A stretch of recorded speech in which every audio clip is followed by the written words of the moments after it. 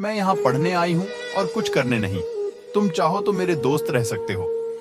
अयान दोस्ती के लिए मना कर देता है और अनामिका को बहुत समझाता है, लेकिन अनामिका कुछ नहीं सुनती।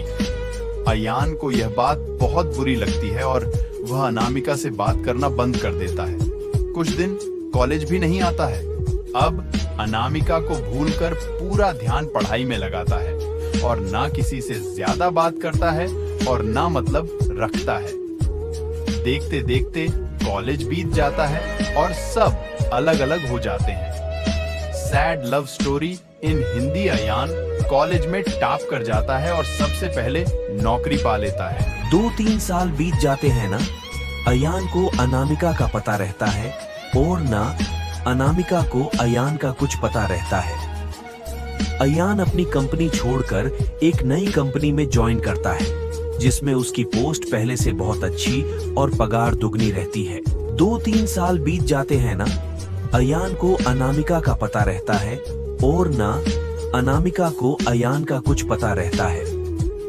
अयान अपनी कंपनी छोड़कर एक नई कंपनी में ज्वाइन करता है, जिसमें उसकी पोस्ट पहले से बहुत अच्छी और पगार दुगनी रहती है।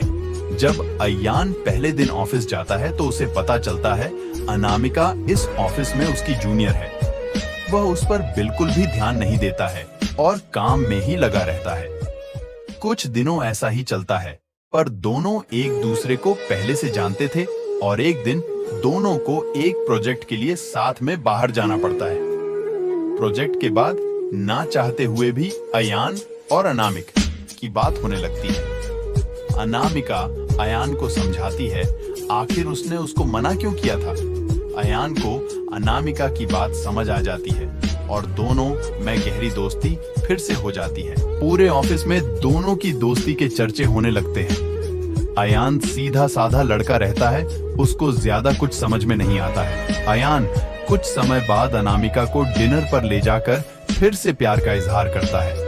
अनामिका इस बार अयान से मना नहीं करना चाहती, पर उसके पास कोई चारा नहीं है, क्योंकि कुछ ही दिनों में उसकी शादी होने वाली रहती है। अनामिका अयान को अपनी शादी की बात बताती है। इस बार अयान का दिल पूरी तरह टूट जाता है। वह बिना कुछ कहे वहां से चला जाता है। अनामिका रात में सोचती है कि अयान से अच्छा लड़का मुझे कभी नहीं मिलेगा। वह फैसला करती है कि कल अयान को हाँ कर दूंगी और मम्मी पापा को अयान से शादी के लिए मना लूंगी। जब दूसरे दिन अनामिका ऑफिस जाती है तो उसको पता चलता है कि अयान ऑफिस छोड़कर चला गया और दोबारा कभी कंपनी में नहीं आएगा। जाते जाते अयान अनामिका को एक खत लिख जाता है। जिस दिन मैंने तुम्हें देखा था उसी दिन से मैं तुमसे प्यार करता हूँ। मैं तुम्हें जिंदगी में कभी नहीं भूल पाऊंगा। तुम जहां भी रहो, जिसके साथ भी रहो, खुश रहो।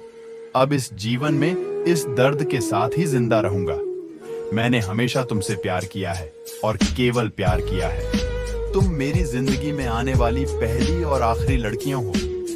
अब ना मेरी जिंदगी में कोई आएगा और ना मैं किसी को आने दूंगा। मैं बस अब तुम्हारी यादों में रहूंगा।